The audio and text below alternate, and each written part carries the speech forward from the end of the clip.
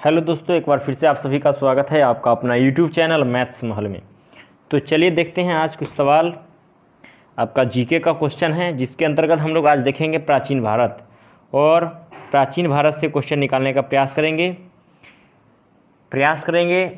जो सवाल परीक्षा में पूछे जाते हैं वो सब VVI क्वेश्चन सब निकालने का प्रयास करेंगे। देखिए आगे बढ़ते हैं। चलिए तो सबसे पहले स्टार्ट करते हैं हम लोग प्राचीन भारत के प्रमुख वंश एवं शासक, जिसके अंतर्गत हर्यक वंश पढ़ेंगे। क्या पढ़ेंगे?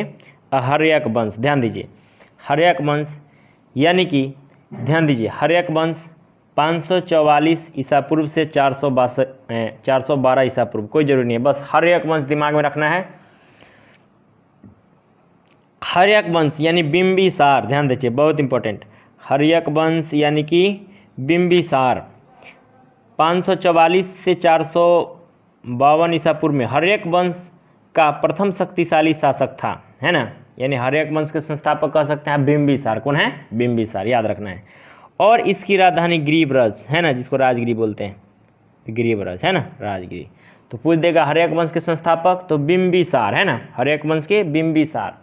हर्यक बिंदी, याद रखिएगा। हरियर हरियर बिंदी होता है तो बिंदिसार है ना, बिंदी नहीं रहता है सटा हुआ, तो बिंदिसार याद रखना है इसको दिमाग में किसी भी तरह से। आगे देखिए, चलिए उसके बाद है आपका बिंबिसार के पुत्र अजातशत्रु है ना। और अजातशत्रु 492 से 460 ईसा पूर्व में ने उसकी हत्या कर सिंहासन पर प्राप्त किया। फिर इसको जो है हत्या हो जाता है बिंबिसार के, उसके पुत्र अजातशत्रु मार देता है उसको, जो है बिंबिसार को आज़ाद कर देता है। उसके बाद आ जाता है अजातशत्रु, ठीक है ना। अजातशत्रु बौद्ध धर्म का अनुयायी था एवं उसकी राजधानी राजगिरी में प्रथम बौद्ध संगीति हुई थी। ध्यान में रखना है। पटना कहाँ हुआ था? पटना, पाटलिपुत्र जिसको बोलते हैं हम लोग वर्तमान में। पटना की स्थापना का श्रेय उदयन को जाता है। चलिए ध्यान दीजिए, तो अजातशत्रु बौद्ध धर्म का अनुयायी था और उसी की राजधानी राजगिरी में प्रथम बौद्ध संगीति हुआ था, याद रखना है, ठीक है। पूछ देगा आपसे, ये बताइए तब प्रथम जो है ना, प्रथम बौद्ध संगीति कहाँ हुआ था? तो राजगिरी में, है ना, याद रखना है। किसके शासनकाल में? तो अजातशत्रु के शासन। उतना कोई जरूरी नहीं, बस प्रथम बौद्ध संगीति कहाँ हुआ था? राजगिरी में। हालांकि रवई पाक, इसको याद रखना है ना। रवई पाक, र से राजगिरी, व से वैशाली, रवई है ना, प से पाटलिपुत्र, और रवई पाक, क से कुंडलवन कश्मीर। इस तरह से ध्यान में रखना है, ठीक है ना। चलिए उसके बाद हम लोग बढ़ते हैं आगे। बस इसमें से CHS सेंट्रल हिंदू स्कूल वाले के लिए बस हर्यक वंश के संस्थापक बिंबिसार और राजधानी राजगिरी, बस इतना ही याद रखना है। अगर इतना याद हो जाता है तब आप इसको रख सकते हैं प्रथम बौद्ध संगीति जो किसके शासनकाल में हुआ था, बस। उसके अलावा कुछ भी नहीं याद रखना है, बस आगे बढ़िए। चलिए नंद वंश की ओर आगे बढ़ते हैं हम लोग। नंद वंश, इस वंश का संस्थापक महापद नंद को माना जाता है, और नंद तब महापद नंद है ना। नंद वंश के संस्थापक तब महापद नंद, याद भी हो जाएगा। महापद नंद, नंद तब महापद नंद। और इस वंश का अंतिम शासक रहता है घनानंद, है ना। घनानंद याद रखिएगा, बहुत इंपॉर्टेंट है, यही चीज़ आपसे पूछा जाएगा। इस वंश का अंतिम शासक घनानंद है ना। तो दिमाग में रखना है, जो कोई भी चीज़ बच जाता है, नंद यानी कि कोई बच्चा छोटा है, और कोई चीज़ लास्ट में हम लोग ये गेहूँ ही रोपते हैं या छींटते हैं, तो जो बच जाता है वो लास्ट में हम लोग अंतिम में क्या करते हैं? घन घन छींट देते हैं। तो याद रखना है नंद वंश के अंतिम में घन घन। इसी के शासनकाल में सिकंदर ने पोरस पर आक्रमण किया था। चलिए कोई जरूरी नहीं, आगे। सिकंदर का आक्रमण, सिकंदर मकदूनिया के शासक फिलिप का पुत्र था। ध्यान रखिएगा, सिकंदर कहाँ का शासक था? तो अपना नॉलेज के लिए मकदूनिया का शासक था, ठीक है ना। 326 ईसा पूर्व में भारत पर आक्रमण किया था। कब आक्रमण किया था? तो 326 ईसा पूर्व में भारत पर आक्रमण किया था। और उस समय पंजाब के राजा पोरस ने सिकंदर के साथ झेलम नदी के किनारे हाइड्रोस्पीसीज का युद्ध हुआ, जिसको हम लोग बीतस्ता का युद्ध बोलते हैं। 1 लाख बार अंडरलाइन कीजिए, बहुत इंपॉर्टेंट। पूछ देगा आपसे, जे हाइड्रोस्पीसीज का युद्ध या बीतस्ता का युद्ध है ना, या झेलम नदी के किनारे पोरस के साथ जो हुआ था, वह जो है किसके साथ हुआ था? तो पंजाब के राजा पोरस और सिकंदर के बीच हाइड्रोस्पीसीज का युद्ध, है ना। बहुत इंपॉर्टेंट, कुछ याद नहीं रहेगा। कब आक्रमण किया था? कहाँ का शासक था? अगर कुछ याद नहीं रहता है तो कम से कम एक क्वेश्चन, वितस्ता का युद्ध है ना, झेलम नदी के किनारे हाइड एस्पीज का युद्ध, याद रखना है। चलिए आगे बढ़ते हैं। बाद में सिकंदर भारत भूमि छोड़कर बेबीलोन चला गया और 323 ईसा पूर्व में उसकी मृत्यु हो जाती है। उसके बाद आगे बढ़ते हैं। चलिए बस 2-4 वो क्वेश्चन यहाँ से आगे, एकदम नहीं ज़्यादा दिमाग लगाने का। नेक्स्ट क्वेश्चन है आपका मौर्य वंश। ध्यान दीजिए, चंद्रगुप्त मौर्य 322 ईसा पूर्व से 298 ईसा पूर्व के बीच। चलिए कोई जरूरी नहीं डेट फिट, आगे बढ़ते हैं। चंद्रगुप्त मौर्य चाणक्य की सहायता से, यानी पूछ देगा आपसे, बताइए जो चाणक्य जो है केकरा दरबार में रहते थे? तो चंद्रगुप्त मौर्य के दरबार में रहते थे चाणक्य, है ना। कह रहा है चंद्रगुप्त मौर्य चाणक्य की सहायता से, यानी चाणक्य मदद करते हैं चंद्रगुप्त को, और उन्हीं के सहायता से अंतिम नंद वंश के शासक धनानंद को जो है क्या करते हैं? पराजित कर देते हैं, है ना। यह पराजित हो जाता है, नंद वंश का लास्ट शासक खत्म हो जाता है, यही चंद्रगुप्त मौर्य।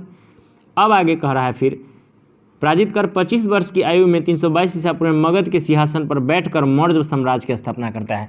तो आपसे 2 सवाल, ध्यान दीजिए, मौर्य वंश के संस्थापक कौन? मौर्य साम्राज्य की स्थापना करता है, याद रखिएगा।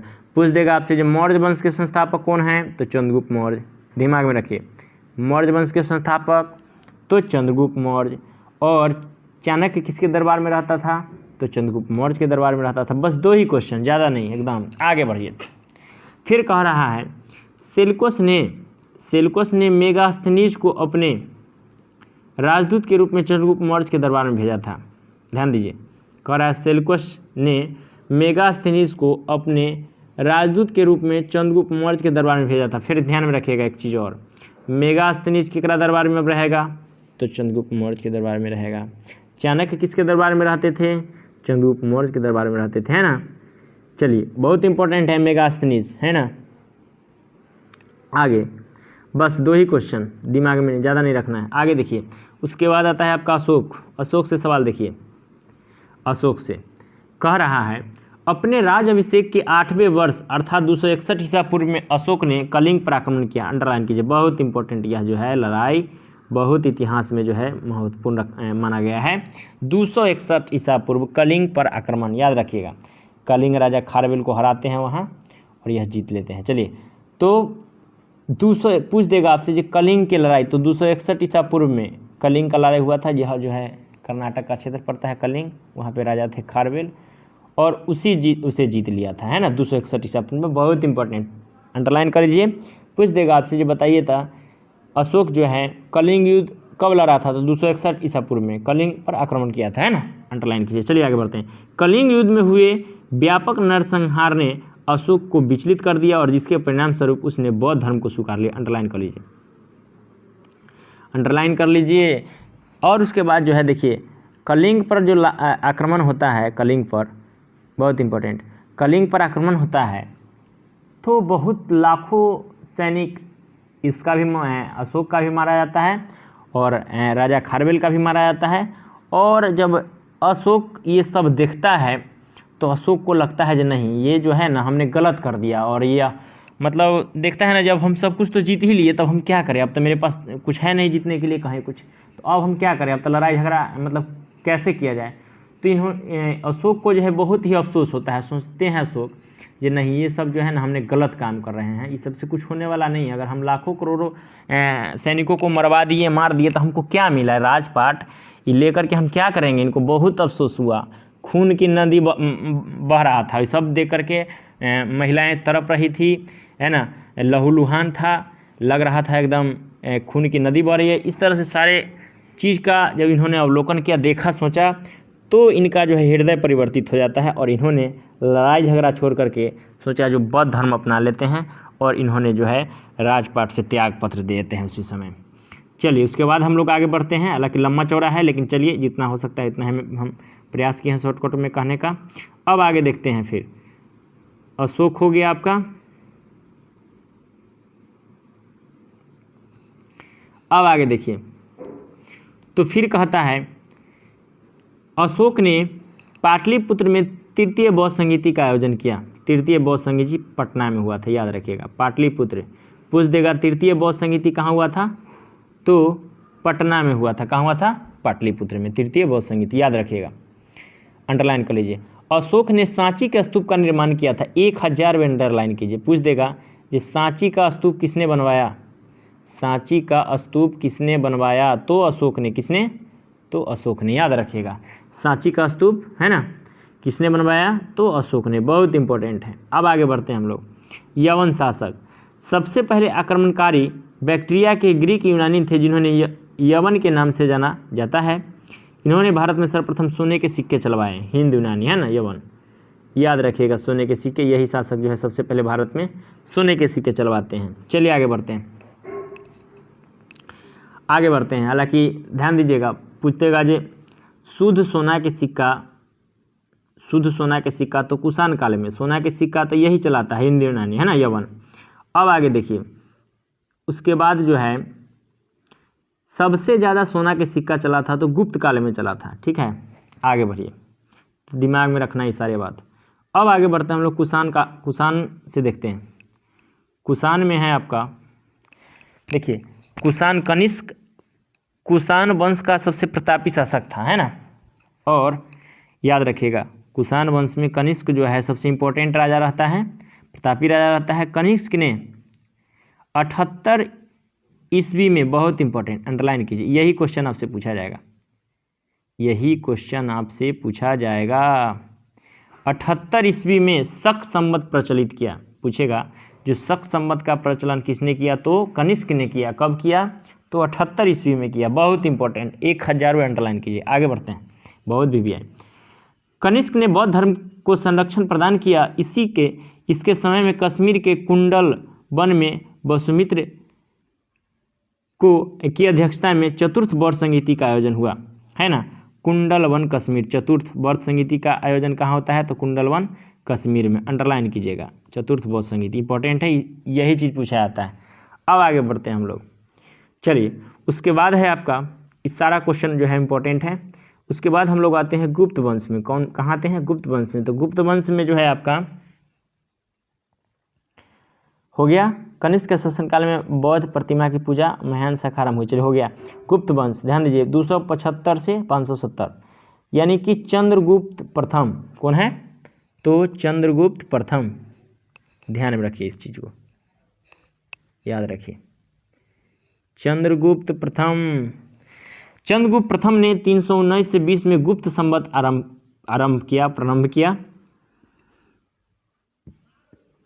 इसे गुप्त संवत का चंद्रगुप्त प्रथम, इसे महाधिराज की उपाधि से नाम जाना जाता है। पूछ देगा आपसे, महाधिराज के नाम से कौन जाना जाता है, तो चंद्रगुप्त प्रथम। डीप क्वेश्चन है। चलिए, बाकी के सब याद है तो इसको कीजिए, नहीं तो छोड़ दीजिए। आगे बढ़ते हैं, समुद्रगुप्त पर्व। उसके बाद बढ़ते हैं हम लोग समुद्रगुप्त, 355 से 380। समुद्रगुप्त पर प्रकाश डालने वाली अत्यंत प्रमाणिक सामग्री प्रयाग प्रशस्ति के रूप में उपलब्ध है। समुद्रगुप्त जो है गुप्त वंश का एक महान योद्धा था। समुद्रगुप्त कुशल सेनापति था, इसी कारण इसे भारत का नेपोलियन कहा था। बहुत इंपॉर्टेंट, 1000 अंडरलाइन कीजिए, यही क्वेश्चन पूछा जाएगा। ध्यान में रखिए, पूछ देगा आपसे, बताइए भारत का नेपोलियन किसे कहा जाता है, तो समुद्रगुप्त को कहा जाता है। बहुत इंपॉर्टेंट है ना, बहुत इंपॉर्टेंट। आगे बढ़ते हैं हम लोग। तो चंद्रगुप्त प्रथम हो गया, समुद्रगुप्त हो गया। अब आगे बढ़ते हैं हम लोग। चलिए, नेक्स्ट क्वेश्चन की ओर आगे बढ़ते हैं। फिर है आपका चंद्रगुप्त द्वितीय, या इसे कहा जाता है विक्रमादित्य, या पूछ देगा आपसे जिस चंद्रगुप्त द्वितीय को क्या कहा जाता है, तो विक्रमादित्य के भी नाम से जाना जाता है, याद रखिएगा। चंद्रगुप्त द्वितीय का काल साहित्य एवं कला का स्वर्ण युग कहा जाता है, ठीक है ना। आगे बढ़िए, ठीक है ना। चंद्रगुप्त द्वितीय के दरबार में विद्वानों एवं कलाकारों को आश्रय प्रदान था। उसके दरबार में नवरत्न रहते थे। नवरत्न, चंद्रगुप्त द्वितीय ने शकों को पराजित कर विक्रमादित्य की उपाधि धारण की, बता दी है पहले। और चंद्रगुप्त द्वितीय के शासनकाल में चीनी यात्री, 1000 अंडरलाइन कीजिए, चीनी यात्री फाहियान, बहुत इंपॉर्टेंट, भारत यात्रा पर आया था। पूछ देगा जो भारत यात्रा पर कौन ऐसा था जो चीनी यात्री कौन था जो भारत यात्रा पर आया था, तो फाहियान था, ठीक है ना। किसके दरबार में आया था, तो चंद्रगुप्त द्वितीय के दरबार में आया था, ठीक है ना। बस इतना चीज़ ध्यान में रखना है। चंद्रगुप्त द्वितीय के दरबार में आया था, फहियान था, चीनी यात्री था, ठीक है ना। चलिए आगे बढ़ते हैं। बौद्ध धर्म के बारे में इन्होंने बहुत सारा जानकारी दिया है ना, जानकारी इकट्ठा करने के लिए आए थे और इकट्ठा किया। और चलिए उसके बाद है आपका गुप्तकालीन प्रमुख साहित्य एवं रचना, है ना, साहित्य रचना कह रहा है गुप्तकालीन प्रमुख साहित्य रचना। आगे देखते हैं, जिसके अंतर्गत है आपका अभिज्ञान शकुंतलम, बहुत इंपॉर्टेंट है, एकदम नहीं छोड़ने का, है ना। अभिज्ञान शकुंतलम, रघुवंशम, है ना, सब कालिदास जी का है। किनका है? कालिदास, बहुत इंपॉर्टेंट। पूछ देगा अभिज्ञान शकुंतलम तो कालिदास, किसका है? कालिदास। मृच्छकटिकम, बहुत इंपॉर्टेंट, इसको भी ध्यान में रखिए। मृच्छकटिकम, क्षुद्रक, मृच्छकटिकम नहीं, किसी का मिर्च काट लेता है तो हम लोग कहते हैं क्षुद्र है, क्षुद्रक, याद रखना है इस तरह से। मुद्राक्षस, देखिए मुद्राक्षस, जो राक्षस रहेगा उसका दांत निकल रहेगा कि नहीं, बीस नहीं तो कर दांत नहीं रहेगा, तो याद रखना है। मुद्राक्षस के विशाखदत्त, बहुत इंपॉर्टेंट। और पंचतंत्र के लेखक 1,00,000 के लिए विष्णुगुप्त। देखिए जब पंचायती होता है तो पंचतंत्र मंत्र लोग करने लगते हैं, जो क्या कीजिएगा, कितना जुर्माना कीजिएगा, क्या करना है नहीं करना है। तो जो है जो पंचायती बैठाता है वो कहता है जे जाने से विष्णु जी, है ना, विष्णु जी। तो बुलाते हैं पंच में से, जाइए विष्णु जी आइए, आप ही जो करना है सीखिए। तो विष्णु जी जाते हैं और चुपे चुपे कुछ फैसला सुनाते हैं। विष्णुगुप्त, याद रखना है विष्णुगुप्त। पंचतंत्र के लेखक कौन है? विष्णुगुप्त। तो एक चीज़ ध्यान में रखिए। तो कैसा लगा वीडियो दोस्तों? वीडियो को लाइक करें, शेयर करें, चैनल को सब्सक्राइब करें और प्यार दें। हम भी और प्रयास करेंगे, अच्छा से अच्छा वीडियो आप लोगों को देने का प्रयास करेंगे, बनाने का प्रयास करेंगे। और वीडियो को ज़रूर लाइक करिए, इससे क्या होगा, हमारा मनोबल बढ़ेगा। और वीडियो को जितना हो सकता है शेयर करने का प्रयास कीजिए। और बंधु और भाई जो आप लोगों से दूर हैं, जो नहीं पढ़ पाते हैं, वो तो कम से कम पढ़ पाएंगे इसी माध्यम से। और इससे क्या होगा, आपका जो है जब भी वीडियो डालेंगे आपका नोटिफिकेशन आप तक पहुंच जाएगा और फिर आपका वीडियो मिस नहीं होगा। धन्यवाद।